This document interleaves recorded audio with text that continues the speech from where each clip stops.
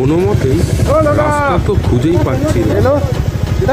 আর যখন রাস্তা খুঁজে পেলাম তখন একদম খারাপ, আর আমি বাইক নিয়ে পড়ে গেলাম।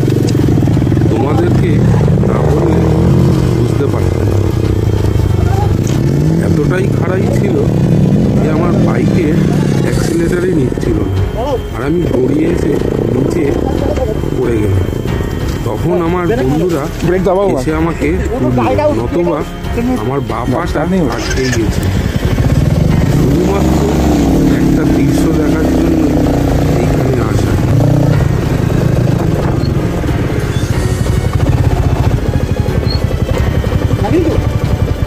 গাড়ি ক্ষতি হচ্ছে কিনা জানি।